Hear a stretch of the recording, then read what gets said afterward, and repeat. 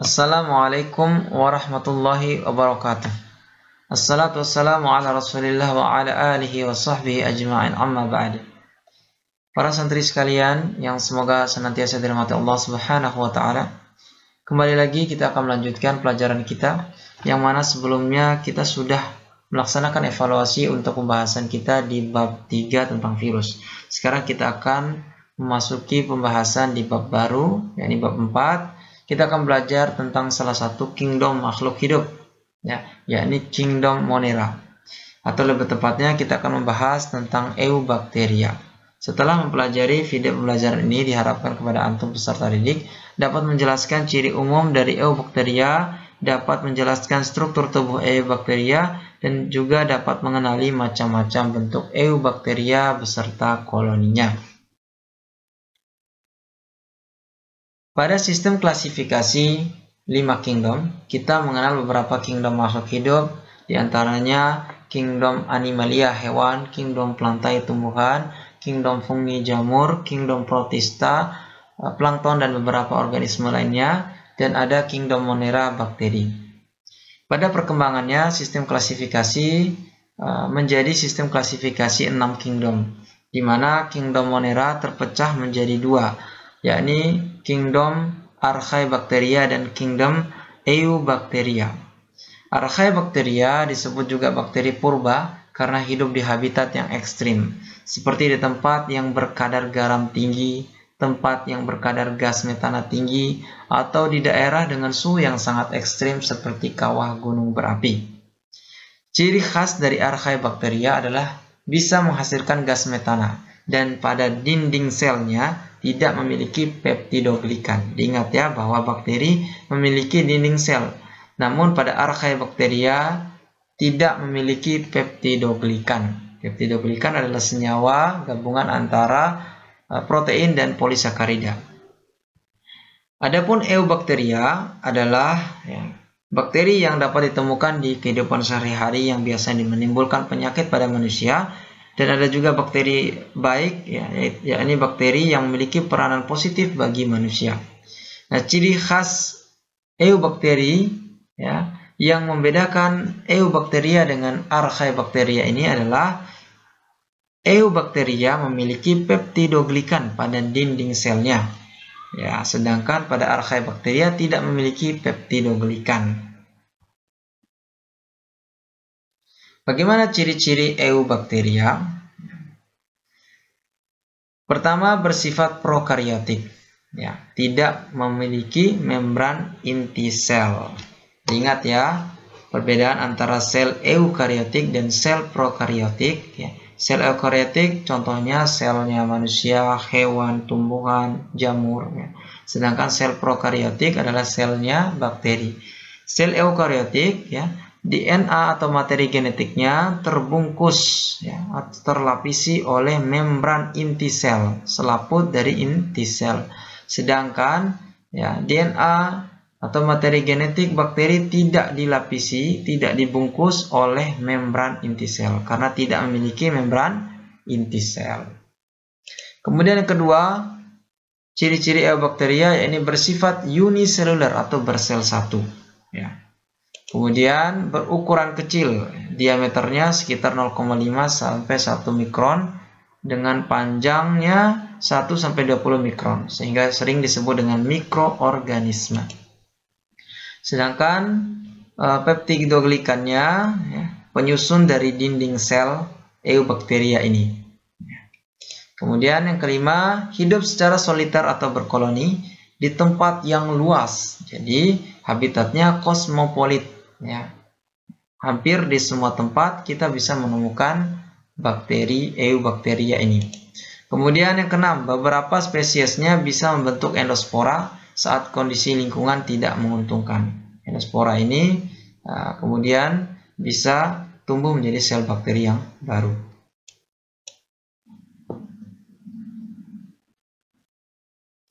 Nah, bagaimana struktur Eubacteria?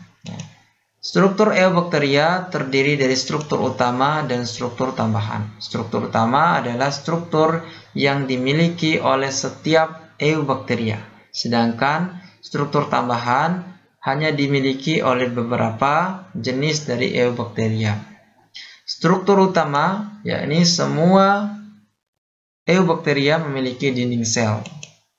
Kemudian membran sel atau membran plasma, ada sitoplasma, ribosom, asam nukleat atau DNA, dan ada tambahan biasanya yaitu plasmid.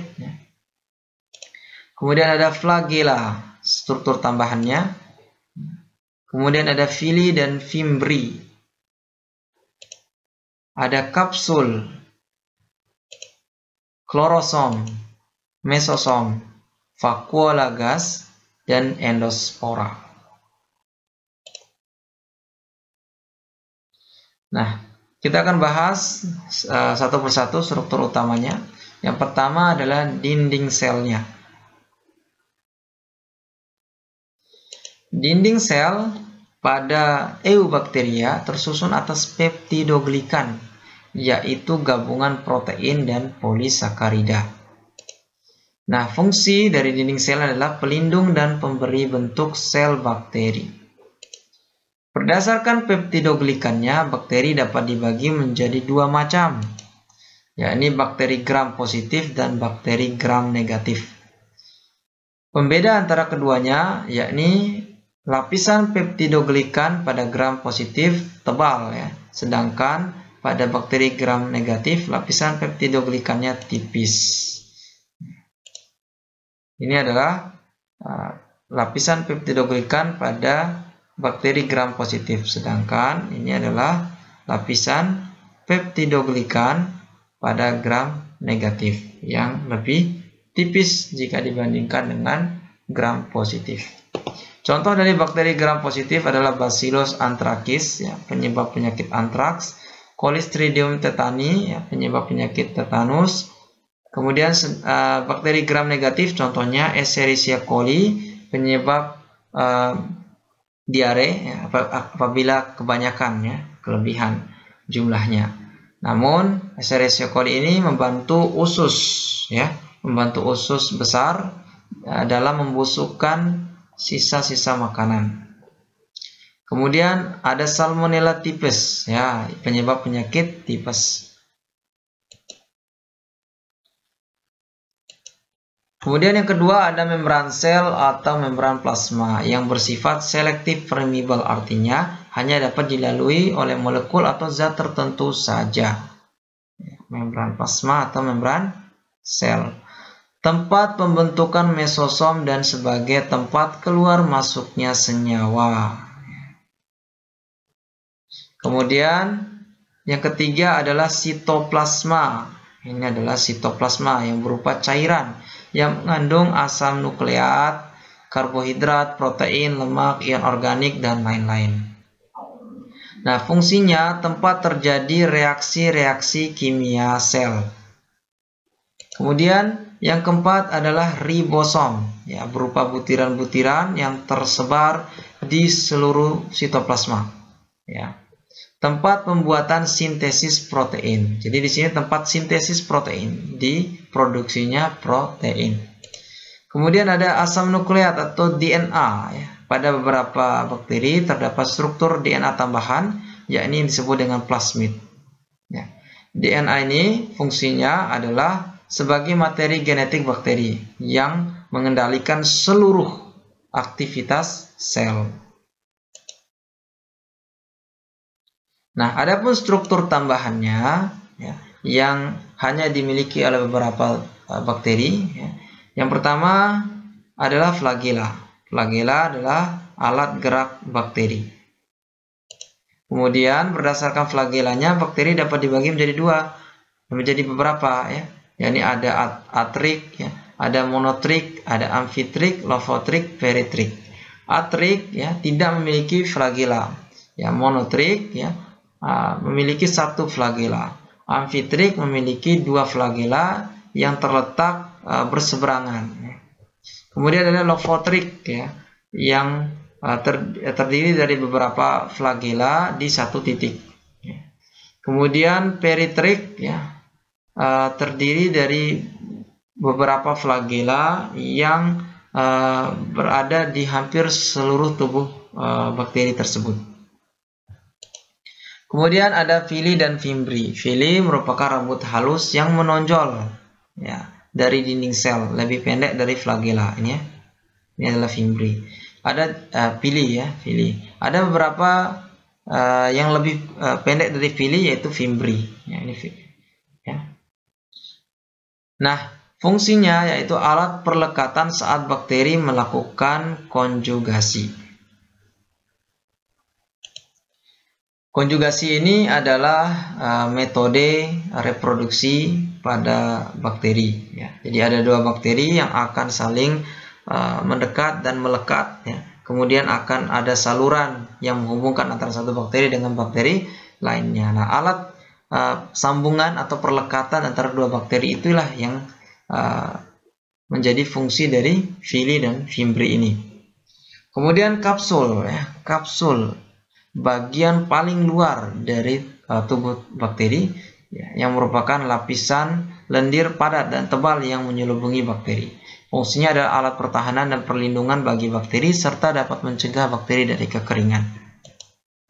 Kemudian ada klorosom ya, terletak di bawah membran plasma dan mengandung pigmen klorofil dan pigmen lainnya untuk berfotosintesis ya. Ini hanya sedikit dari jenis bakteri yang bisa berfotosintesis.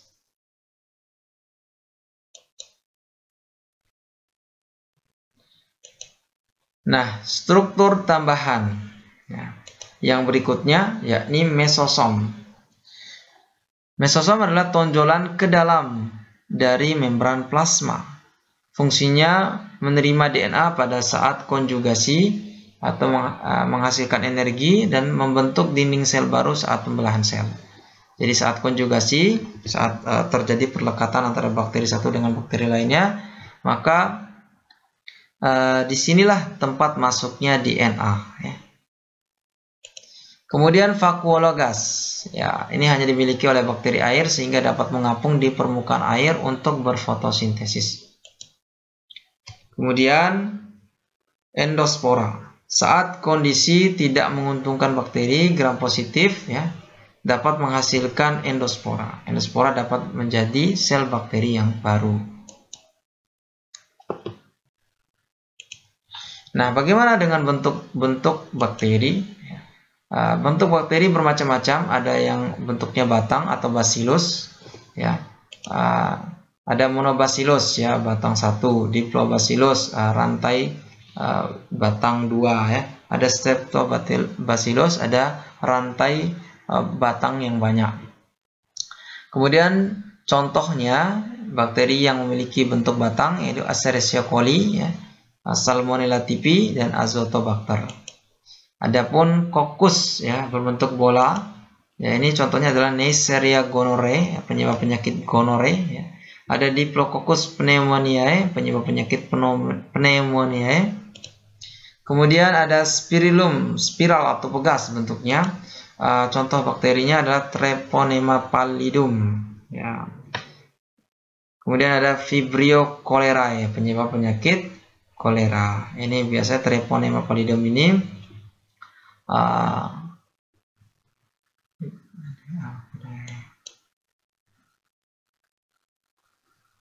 kemudian ada morfologi koloni bakteri. Setiap jenis bakteri ya, berbentuk koloni yang berbeda-beda. Morfologi koloni tersebut dapat dibagi menjadi berdasarkan ukuran, pigmentasi, warna, bentuk, dan tepian luar serta ketinggiannya.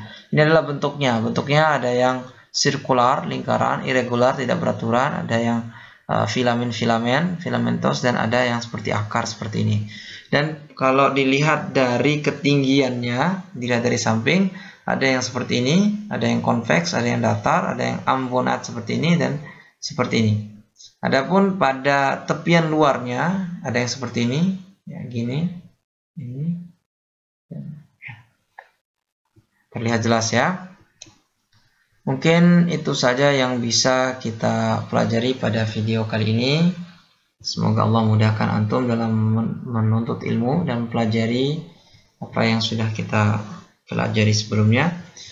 Kita akhiri dulu. Assalamualaikum warahmatullahi wabarakatuh.